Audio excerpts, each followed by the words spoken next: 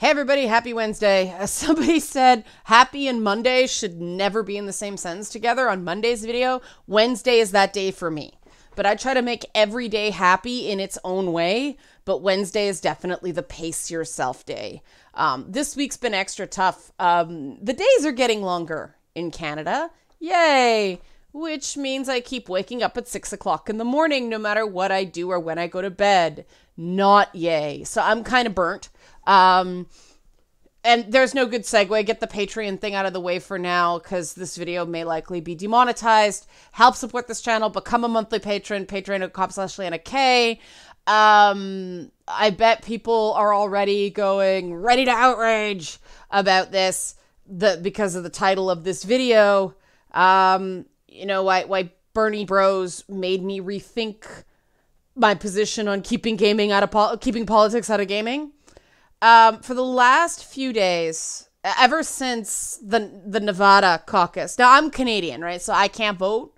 So I find American politics interesting, but I'm not a participant, unlike in Canadian politics.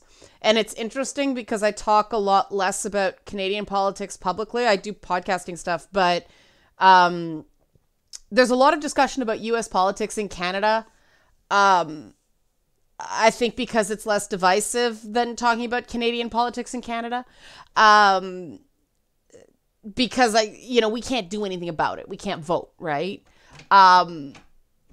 But I've observed mostly. It has not been directed at me mostly. But I've watched certain Bernie Bros who I know are not Russian bots, because these are people who I've known for I've interacted with on Twitter for quite a few years now. Some of them go back to like Gamergate. They were either Gamergate neutral or pro Gamergate. So they were the last people I would suspect would become like the stereotypical Bernie Bro. Now, if you are a Bernie Sanders supporter and can have a discussion where you disagree with somebody else is a different candidate and they're okay with that, I don't consider you a Bernie Bro. You are just a Bernie Sanders supporter. Bernie Bros are a subset of Bernie Sanders supporters who don't understand limits or personal boundaries or when to quit. And I should have realized that somebody who would get, and this is not true of all people who were involved in the whole Gamergate controversy. There's this group of former pro-Gamergaters who are big Tulsi Gabbard supporters that I know, which is interesting in so many ways, but not the topic right now. But I've seen some of these people who previously I thought were fairly reasonable people, but they have gone full on Bernie Bro, like just logical fallacies, crazy aggression, just this barfing of anger and not making anywhere near as much sense or making anywhere near the compelling argument I think they are. Like what they're doing more than anything, based on private conversations I've had with other people who experienced the same swarm, they're putting people off. Like they're putting people off the candidate.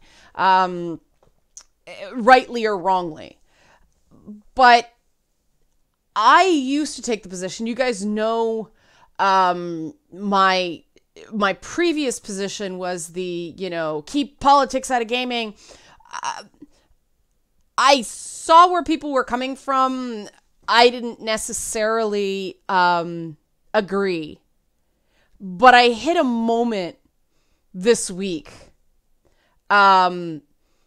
before Twitch last night where I was like, oh God, I hope nobody brings up politics tonight. Like I don't want any politics in my Hollow Knight tonight. And Hollow Knight's an interesting example because for people who don't know game, there's this whole backstory about kind of hubris and unintended consequences and, this failed society where everything went really bad. And some people could claim that this is political. I don't consider that political. That's philosophical. Some people would consider sort of the anti-objectivist, though I wouldn't really call it that so much. It's sort of armchair anti-objectivism of the original BioShock, the sort of anti-collectivism of BioShock 2. Some would claim these are political statements. Other people wouldn't, because they're specific people doing specific things, and they're using these sort of political things to tell a story, as opposed to it being kind of propagandistic, or the people are just in service of, you know, mouthing a political perspective, and there can be no nuanced view or no varying interpretation. And that's sort of the difference to me between art and politics. Art, you're allowed to have your own opinion about what it means, and all good. Politics, if you have a different opinion than somebody else, you're potentially a terrible person. That's obviously not an official definition. And this is where I start realizing, you know, I kind of get where people are coming from with this, because, you know, we talk about politics on Twitch, and usually it's cool, which is why it struck me as so remarkable that I was like, oh God, I hope nobody brings it up tonight. I'm just not in the mood. Because one thing that's great about the people who contribute on Twitch, Tuesday nights, 6 p.m. Eastern, Thursdays, 1 p.m. in the afternoon, Eastern, Red Leanna K on Twitch as well. But normally people are great on my Twitch channel about when I go, guys, this is getting too heated, please change the subject, when they're discussing politics. They respect that. And so that's normally really good. I was just so damn tired last night. I was kind of dreading it. Normally I really look forward to Twitch. Why? Because I'd had multiple Bernie Bro experiences in the last 48 hours. And this is where a lot of people come to in gaming. They want gaming to be protected time, where this stuff doesn't intrude. And they don't want it to be the awkward, you know, Thanksgiving conversation where drunk Uncle Dave, who's a Trump supporter, gets into a fight with, you know, Aunt Diane, who backs Elizabeth Warren, and your brother's two kids sit there and say absolutely nothing because they're Pete Buttigieg supporters, but they haven't told their parents because their parents are both supporting Bernie Sanders. People don't want that from their video games. They have to do those family obligations. That's not what video games are for. Video games are that safe kind of protected time where people just go, and exhale. And does that mean they are not okay with sometimes playing games with political content in them? No, they're cool with that, you know? I wouldn't say that making a character gay, for instance, is a political statement any more than making a character straight is a political statement. Until it hits the point where it's like, aren't we good people for including a gay character? Like, are you a good person for including a straight character? Are you a not good person for including a straight character? You can't have the binary of good and bad without both. So what exactly are you saying where you want good person points for including a gay character? That's just something that should be an open artistic choice to all creators. Like, what? You know? Same thing for trans characters. Same things for characters of different races. White, straight, cisgendered men should not be the default. So there's, you know, you don't get a cookie for creating a character that's not that. It should just be, you know, it shouldn't start as straight white men as the default and then everybody else needs an explanation. And that kind of overthinking is exactly what people don't want from their game experience. A story that deals with sort of heavy dramatic themes should feel organic, for a lack of a better term. It shouldn't feel like a political screed. Like, it's the difference between seeing Wicked the musical and then reading Wicked the book. Wicked the musical is, I think I'll try defying gravity and you can't bring me down. And everybody's like, oh, ho, and it's awesome and Idina Menzel and popular. I'm gonna be popular, that kind of stuff. And everybody's like, cool music, cool costumes, Wizard of Oz, awesome. And then you read the book and the plot stops dead periodically for these pontifications on the world and ethics that apparently originated in what's the author's Greg McGuire, something like that, but like dinner party conversations that he put into the book, and it's just like, where's the cool music? It's a completely different experience. You want your video games to be Wicked the musical, not Wicked the book. Or, something like Into the Woods, the Sondheim musical that has a lot of, human condition themes in it, and a lot of characters who see, the world in very different ways, but it comes at it in the realm of art, not politics. And even creators, and I know this for a fact, even creators who use heavy themes in their games, they want to come at it through metaphor, through sort of a personal gateway, a personal portal. They don't want to think it to death.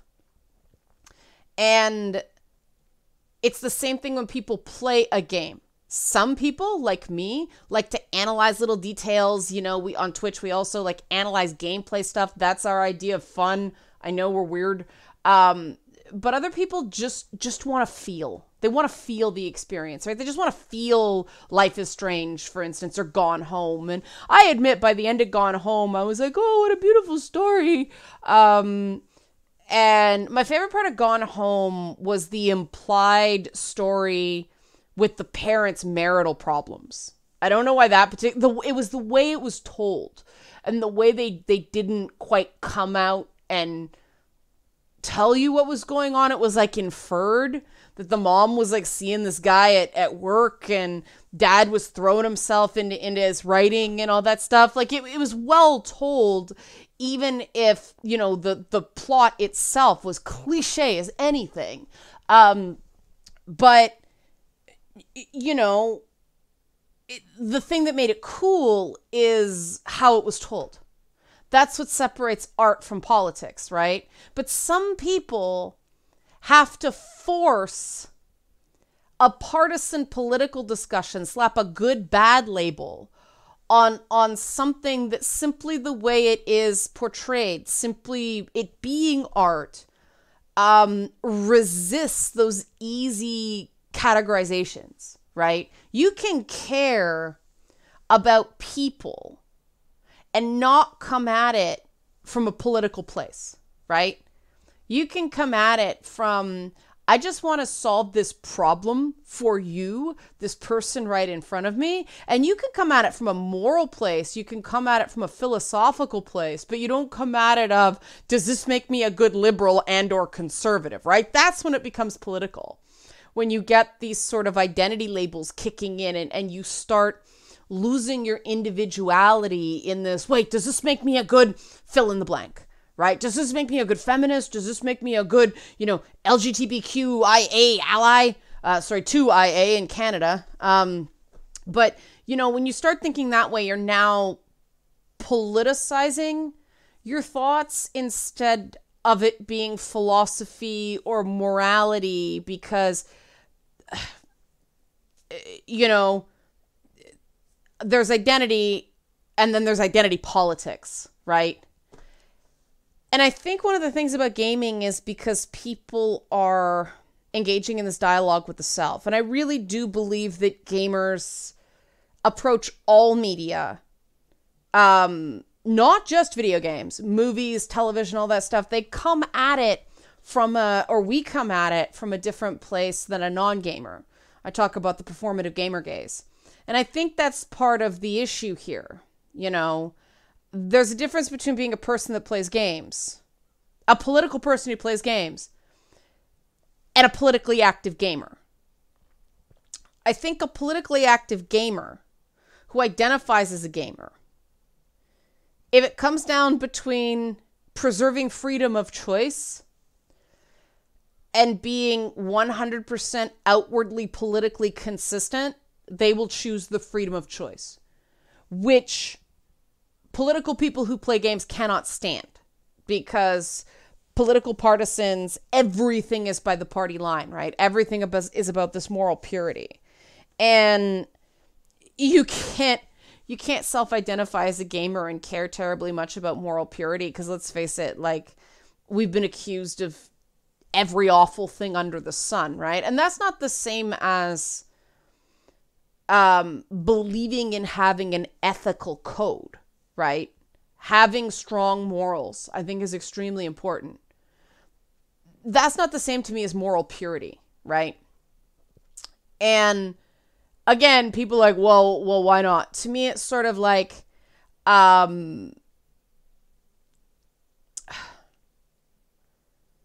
I consider myself left-wing, but I will not hold a position just because it is the correct left-wing one. Does that make sense? I will choose for myself. My morality informs my kind of mushy political identity. My political identity does not force me to believe certain things or publicly hold certain views. And I think that is the big difference, that a lot of people are very comfortable going, well, okay, I'm left-wing, I'm comfortable with that, so here's a checklist of what I believe. And they don't question that. This is just what a left-wing person believes. And then you get into the whole, modern definition of liberal versus classical liberal, and I think gamers are like, get away from me with that. Gamers are it's interesting because there's this weird Venn diagram in gaming, right? There are people who are extremely individual, and that individuality means a ton to them. And then you've got the people who are heavily invested in Chan culture and this idea of anon and anonymity, and so it's sort of the collective that matters. And yet they still sort of identify in other ways as an individual. And there is a doublethink in that. I will maintain that you cannot be anonymous and be an individual, because to be an individual, there needs to be certain details that are filled in. It may feel incredibly safe to be just, a faceless part of a crowd, but it's not healthy long term. You have to know who you are. People have to know who you are for anyone to accept you for who you are. And the reason I think so many people turn to sort of a heavily politicized identity is figuring out for themselves who they are is too scary for them at that moment. But that's where the clash happens, right? Because gamers are like, no, I know who I am. And I know who I am because, I've encountered this character and this character and this character and this character. And through them or next to them, I have made choices which taught me a lot about myself. I mean, gaming, multiplayer gaming too, but single player gaming definitely is a huge voyage of discovery. I mean, I've made more friends who on paper, we have nothing in common, but we liked the same, like, Mass Effect or Dragon Age characters. And so that sort of told us we have more in common here than we thought. This is really cool. Let's explore that. And that, to me, is the critical part of gaming that people are like, that's where the knee-jerk, keep politics out of it, comes from. And I don't think the issue is that reaction, that desire. It's a totally healthy desire. It's a semantics problem that people hinge on the word political, right? And they say, again, I'll go back to, well, there's, there's gay people in Mass Effect. That's political. Grand Theft Auto 3 deals with police corruption in Los Angeles in the 90s. That's political. And other people are like, no, it's not, because they're not telling me what to think about it. And yeah, they kind of are. They kind of in Grand Theft Auto, not kind of. They definitely in Grand Theft Auto 3 make cops seem out to be the bad guys, which is okay. Which is the reason it's okay for you to play a criminal. The Grand Theft Auto games are heavily political in terms of their themes. But they don't back a political party, right? This is what this character believes. This is what this fictionalized world believes.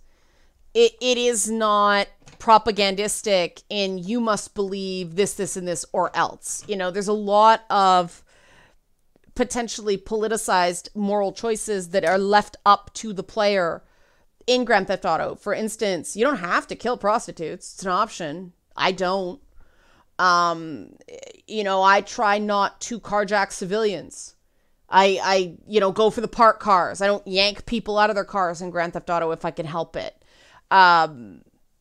These are moral, some would say political choices I make within a game. But again, we don't have that moral purity dilemma in Grand Theft Auto. Clearly not, right? The name of the game is a crime. And I think this is where we get lost in words meaning different things to different people. And instead of having a conversation based on listening to understand, people just try to beat each other. Because they're more invested in their particular opinion on a given subject. Instead of having a good conversation where you learn something and you understand the other person. And when people are coming at it from a place of needing to be right, there's a part of their identity that needs to be right. That's where we get into trouble. You know, that's where drunk Uncle Dave will not shut up about Trump at the dinner table. Because the reason someone won't stop about something when they know they're making other people uncomfortable because their identity is tied up in it, they're trying to be validated for something in not a good way. And this is what brings me back to the Bernie Bros. And why I was like, oh God, just please don't. No more politics when I'm trying to play video games. A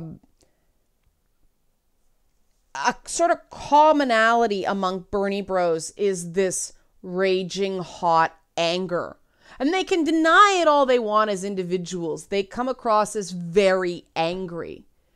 Now that anger is valid. That anger likely comes from a very understandable place. But it makes them rotten listeners, and everything they hear, everything they observe is burned by that anger. And it makes them really hard to be around. And if you are concerned that you might be a Bernie bro, please listen to this. 'Cause people would rather hear about what you're angry about than being told that they should share your anger. That's where you lose people. And that's where, you know, the hot take brigade and the moral purity police and everything like that have lost gamers. That's where the get your politics out of my gaming comes from. That I think for a lot of people, it stops being art and starts being political, where when people are morally judged for their reactions to a given work.